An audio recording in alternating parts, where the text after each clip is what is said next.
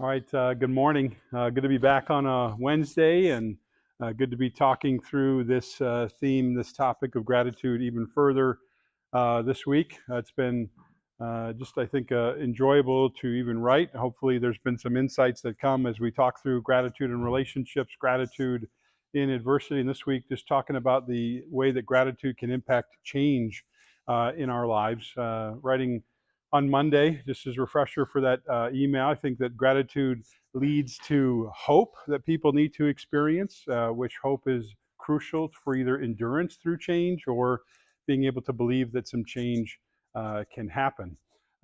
Gratitude, as you reflect on it and think about the things about where you've come from and how you've gotten here, it can cue you on the coping skills you've used to navigate other unknown situations, other challenges. So, in that recall and repeating some of those things that have worked in the past, I think it just demonstrates that gratitude can lead to wisdom. And the one that I think is important to point out, and the one that can be very helpful to us as we look about the past, is that gratitude can refresh our perspectives about the past.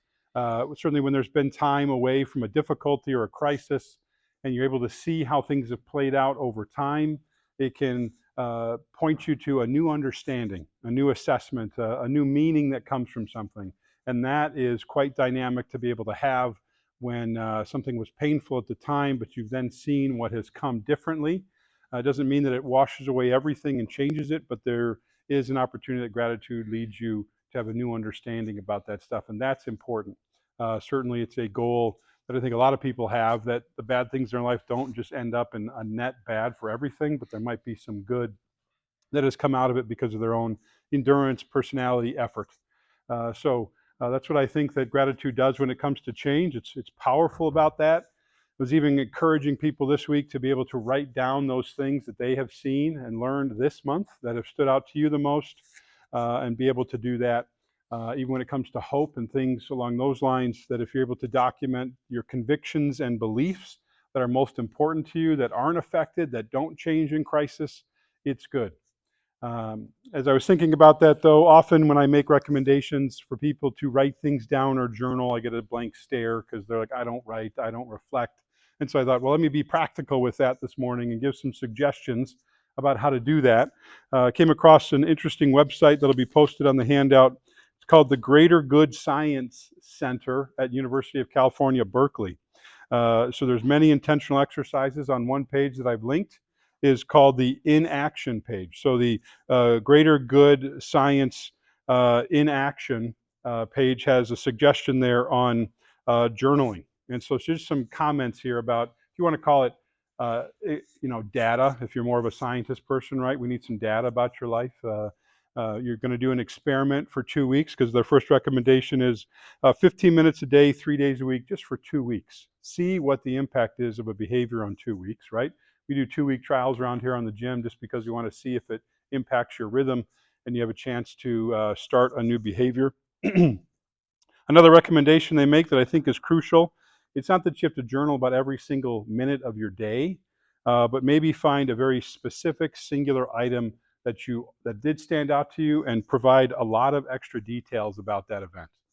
So they give some examples about that, but it might not just be, it's overwhelming to think of the entire day you were, but think about one particular moment and write about that in lots of different perspectives. That can be helpful. They also say focus on people rather than events. Because if you come across people that have impacted you in the course of a day that you're thankful for, and they've stoked some gratitude for you, that might be easier to write about, think about, reflect upon, and be able to go forward. Another suggestion is documenting any surprises of a day that came. Now, a lot of times surprises aren't very good, but if you can identify the surprises or something that raised your eyebrow, so to speak, something that was unexpectedly pleasant, those are some good words to think about as well. And then finally, they make a good suggestion I think is nice. If you think about some of those details as gifts, something that was received by you and something you want to take care of very well, that's a good thing to write about. So just some cues, some writing prompts here, because I really do think that taking time to reflect is important, which leads us to kind of my first question for us today. Um, If I'm suggesting that journaling might be helpful and you don't like that, my question is simply, what's your favorite coping skill to use to be able to find rest? What is your favorite thing to do to be able to slow down and to be able to reflect on something? What helps you be able to do that? You don't have to journal. Go for a walk. Great time to be outdoors and go for a walk. Prayer, okay. Sitting down, finding some quiet time to pray. Any others? A nap. It's good. Right to the best one. Music. Yeah. I mean, a day is full. It's got lots of distractions. People call it lots of noise, those kind of things. Without intentional efforts like these, it is hard to be able to interrupt that tension. I like all those. I mean, those are really great kind of classic ones, certainly healthy ones. Obviously, I run into the unhealthy ones in my office, and we've talked about that before. So continue to do that. Um, when you second follow-up question is just simply along those lines. Um, not only are you trying to use a coping skill to break up your day and find that time to rest, but what helps you, like when you have a chance to reflect and be able to do something, what do you do about it in order to remember it? Do you write something down? Do you talk to somebody about it? Do you make a commitment to repeat it? So when you rest and you finally have an insight, what do you do with it to remember? Is my follow-up question. Because those are good moments. Those are good insights. How do you hold on to them?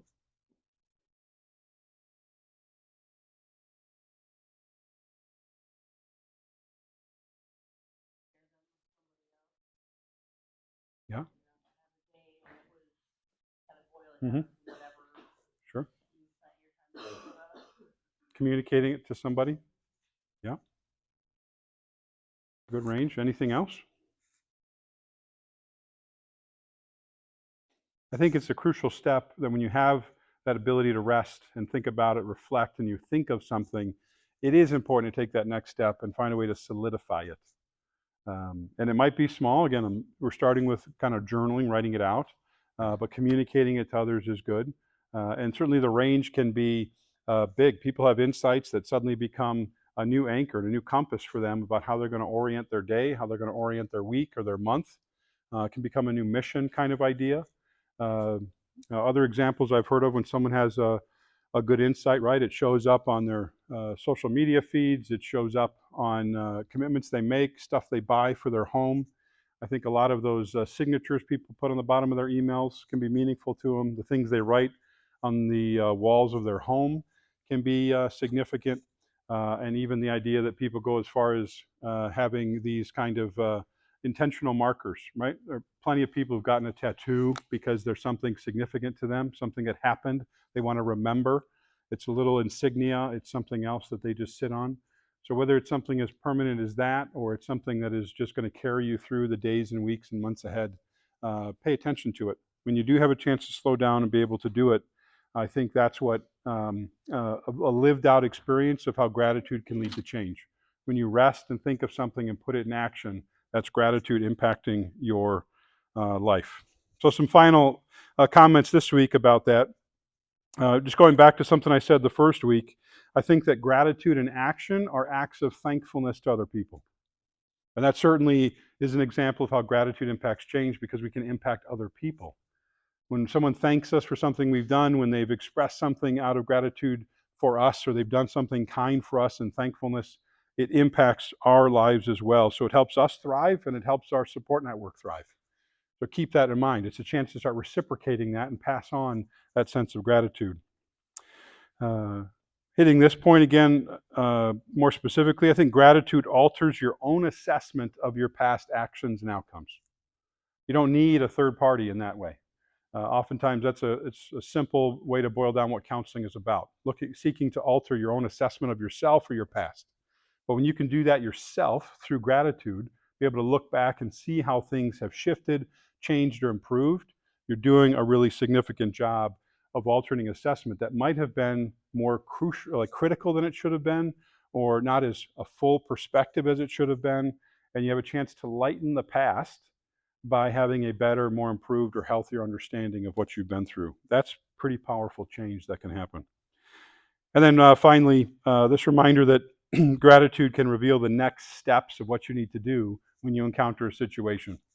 Remember, when a crisis happens, what do people tend to do? They get quiet, they freeze, they maybe not are talking as much. But when you can remember what gratitude says about what you've been able to do to get here thus far, the people around you that have impacted you and supported you, and gratitude that just gives you a sense of hope that allows you to be steadfast as you go through, that is really good to think about when you enter a crisis, because it gives you some starting points about what to do when you don't know exactly how this is going to turn out. So, a good week to talk about gratitude and change. We have one Wednesday left. It's the Wednesday before Thanksgiving. I'll be here for all of those classes. Um, and I already hinted at this in the email. We're going to just talk about a survey of Thanksgiving, because the reality is some people love Thanksgiving. It's their best holiday of the year. Other people might go as far as saying they hate Thanksgiving because of all the impact and challenges and history and everything else. And then there's a group of people that might fall in the middle, or like, it's another day. It's nice, but it's another day of the year. So I want to be able to talk about just some recommendations on all three of those kind of categories, because that's the reality as we go through our days. That some days people really love, and some holidays people really love, and then there's a mixture of other people. So in an effort to just empower everybody, no matter where you fall, I'll talk about that next week, the day before Thanksgiving, so everybody has some nice things to think about or strategies to use depending on what you expect on Thursday. So good to see everybody. Have a good workout and a good week, and I'll see you next Wednesday for sure. Thank you.